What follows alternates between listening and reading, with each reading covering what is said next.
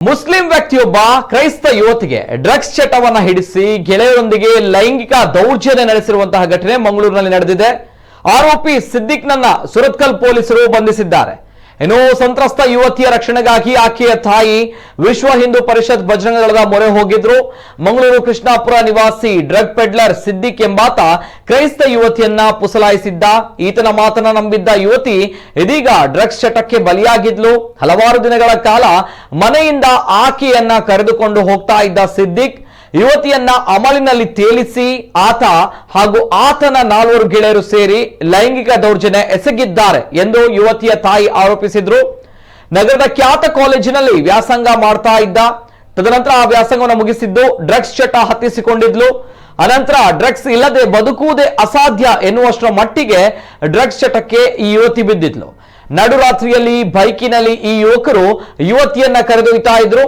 ಆ ಬಳಿಕ ಹಲವು ದಿನಗಳ ಕಾಲ ಇಟ್ಟುಕೊಳ್ತಾ ಇದ್ರು ಎಂದು ಯುವತಿಯ ತಾಯಿ ಪೊಲೀಸರಿಗೆ ದೂರಿನಲ್ಲಿ ಉಲ್ಲೇಖಿಸಿದ್ದಾರೆ. ಈ ಬಗ್ಗೆ ಉರುವ ಹಾಗೂ ಪಾಂಡೇಶ್ವರ ಪೊಲೀಸ್ ಠಾಣೆಯಲ್ಲಿ ಪ್ರಕರಣ ಕೂಡ ದಾಖಲಾಗಿತ್ತು. ಈ ತನಕ ನ್ಯಾಯ ಸಿಗದಿದ್ದ ಕಾರಣ ಯುವತಿಯ ತಾಯಿ ಕೊನೆಗೂ ವಿಶ್ವ ಹಿಂದೂ ಪರಿಷತ್ ಬಜರಂಗ ದಳದ ಮೊರೆ ಹೋಗಿದ್ದು ಮಗಳನ್ನ ರಕ್ಷಿಸಿಕೊಡಲು ಅಂಗಲಾಚಿದ್ರು. ಘಟನೆಯನ್ನ ಗಂಭೀರವಾಗಿ ತೆಗೆದುಕೊಂಡ ವಿಎಚ್ಪಿ ಆರೋಪಿ ಸಿದ್ದಿಕ್ನನ್ನ ಬಂಧಿಸಿ ಕಾನೂನು ಕ್ರಮ ಜರುಗಿಸಲು ಮಂಗಳೂರು ನಗರ ಪೊಲೀಸ್ ಆಯುಕ್ತರನ್ನ ಭೇಟಿ ಮಾಡಿ ಮನವಿ ಸಲ್ಲಿಸಿತ್ತು. ಇದೀಗ ಕೊನೆಗೂ ಕೂಡ ಆರೋಪಿ ಸಿದ್ದಿಕ್ನನ್ನ ಸುರತ್ಕಲ್ ಪೊಲೀಸರು ಬಂಧಿಸಿದ್ದಾರೆ ಎಂಬ ಮಾಹಿತಿ ಲಭ್ಯವಾಗಿದೆ. ಈ ಬಗ್ಗೆ ನಮ್ಮ ಜೊತೆ ದೂರವಾಣಿ ಸಂಪರ್ಕದಲ್ಲಿ ನೇರವಾಗಿ ಶರಣ್ ಪಂಪೆಲ್ ಅವರು ಇದ್ದಾರೆ. ವಿಶ್ವ ಹಿಂದೂ ಪರಿಷತ್ನ ವಿಭಾಗೀಯ ಕಾರ್ಯದರ್ಶಿ. ಕ್ರೈಸ್ತ ಯುವತಿಗೆ ಡ್ರಗ್ಸ್ ಕೊಟ್ಟು ಗೆಳೆಯರೊಂದಿಗೆ ಲೈಂಗಿಕ ದೌರ್ಜನ್ಯ ನಡೆಸಿದಂತಹ ಪ್ರಕರಣ, ತದನಂತರ ತಾಯಿ ಅನೇಕ ಪೊಲೀಸ್ ಠಾಣೆ ಮೆಟ್ಟಿಲುಗಳನ್ನ ಏರ್ತಾರೆ, ಆದ್ರೂ ಕೂಡ ನ್ಯಾಯ ಸಿಗಲ್ಲ. ನೇರವಾಗಿ ಹೋಗಿರುವಂತದ್ದು ವಿಶ್ವ ಹಿಂದೂ ಪರಿಷತ್ಗೆ. ಹಾಗಾಗಿ ವಿಶ್ವ ಹಿಂದೂ ಪರಿಷತ್ನ ವಿಭಾಗೀಯ ಕಾರ್ಯದರ್ಶಿ ಶರಣ್ ಪಂಪೆಲ್ ಅವರು ಇದ್ದಾರೆ. ಶರಣ್ ಅವರು ನಮಸ್ತೆ ಸರ್. ಯುವಕನನ್ನ ಬಂಧಿಸಲಾಗಿದೆ, ಬಂಧನ ಆಗಿದೆ.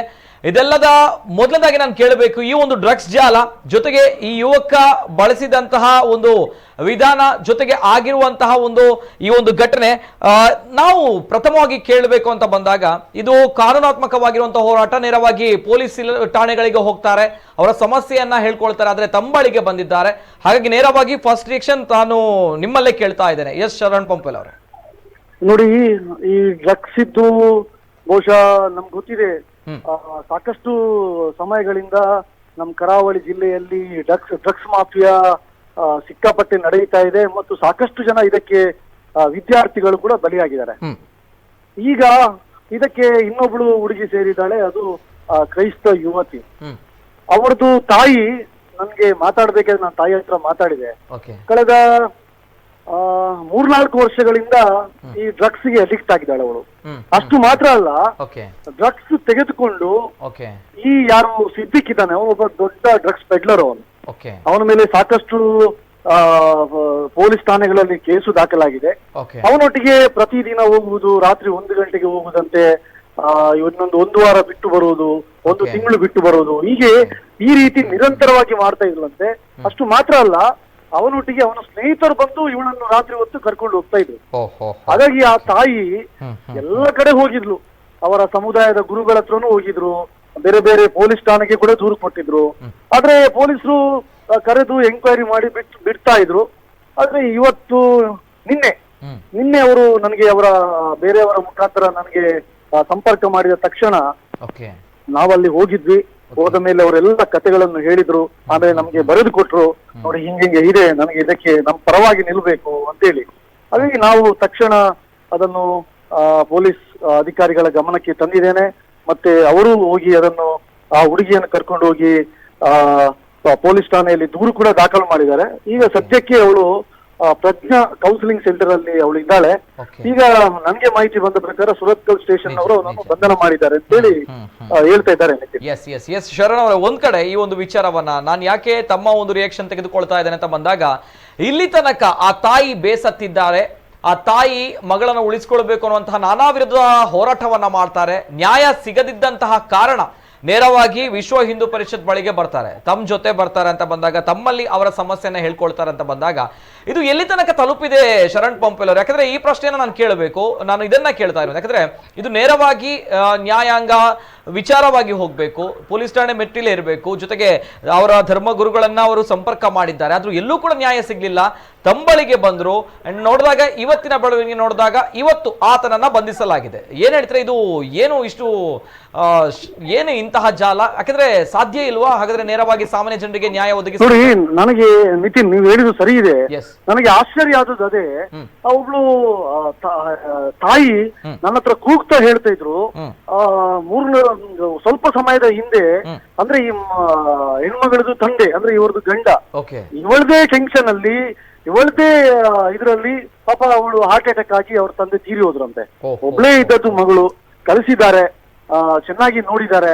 ಆದ್ರೆ ಕಳೆದ 3-4 ವರ್ಷಗಳಿಂದ ಇವುಗಳನ್ನು ಆ ಡ್ರಗ್ಸ್ ಇವಳನ್ನು ಬಿಡ್ತಾ ಇರ್ಲಿಲ್ಲ. ಪ್ರತಿ ದಿವಸ ಇವಳಿಗೆ ಬೇಕಂತೆ ಡ್ರಗ್ಸ್. ತೆಗೆದುಕೊಳ್ಳದಿದ್ರೆ ಇವಳು ಒಂದು ರೀತಿಯಲ್ಲಿ ಮಾನಸಿಕವಾಗಿ ಏನೋ ಏನೋ ಬೇರೆ ಬೇರೆ ರೀತಿಯಲ್ಲಿ ಮಾತಾಡೋದು, ಏನೋ ಬೇರೆ ಬೇರೆ ರೀತಿಯಲ್ಲಿ ತಾಯಿಗೆ ಬೈಯುವುದು, ಮನೆ ಬಿಟ್ಟು ಹೋಗುದು, ಆ ರೀತಿಗೆ ಆ ಖಿನ್ನತೆಗೆ ಇವಳು ಒಳಗಾಗಿದ್ಲು. ಮೊನ್ನೆ ನೋಡಿ, ಇವಳು ನಮ್ಗೆ ಹೇಗೆ ಗೊತ್ತಾಯ್ತು ಅಂತ ಕೇಳಿದ್ರೆ, ಇವಳು ಮನೆ ಬಿಟ್ಟು ಇವಳು 23ನೇ ತಾರೀಕು ಮನೆ ಬಿಟ್ಟು ಹೋಗಿದ್ದಾಳೆ.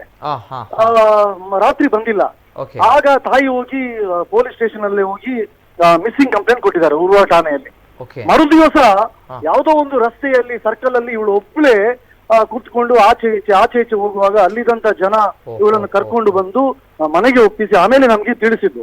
ಅಂದ್ರೆ ಈ ಡ್ರಗ್ಸ್ ಎಂಬಂತ ಈ ನೆಟ್ವರ್ಕ್ ಇದೆಲ್ಲ, ಇದು ಕೇವಲ ನಾನು ಹೇಳ್ತಿರೋದು ಹೆಣ್ಮಗಳು ಯಾರೇ ಆಗಿರ್ಲಿ, ಅದು ಹಿಂದೂ ಆಗಿರ್ಲಿ, ಕ್ರಿಶ್ಚಿಯನ್ ಆಗಿರ್ಲಿ, ಮುಸಲ್ಮಾನರಾಗಿರ್ಲಿ, ಯಾರೇ ಆಗಿರ್ಲಿ, ಯಾರಿಗೆಲ್ಲ ಈ ಡ್ರಗ್ಸ್ ಗೆ ಸಂಬಂಧಪಟ್ಟ ಯಾರೆಲ್ಲ ಬಲಿಯಾಗಿದ್ದಾರೆ ಅವ್ರಿಗೆಲ್ಲರಿಗೂ ನ್ಯಾಯ ಕೊಡುವಂತ ಕೆಲಸ ಇವತ್ತು ಸಮಾಜ ಮಾಡ್ಬೇಕಾಗಿದೆ. ಇವತ್ತು ನಾವು ಹಿಂದೂ ಸಂಘಟನೆ ಆದ್ರೆ ನಮ್ಗೆ ಅದು ಇಲ್ಲ. ಯಾರೇ ಕೂಡ ಯಾವ್ದು ಹೆಣ್ಮಕ್ಕಳಿಗೆ ಕೂಡ ತೊಂದರೆ ಆದ್ರೂ ನಾವು ಅವರ ಪರವಾಗಿ ನಿಲ್ತೇವೆ ನಿತಿನ್. ಅದಕ್ಕೋಸ್ಕರ ಇವತ್ತು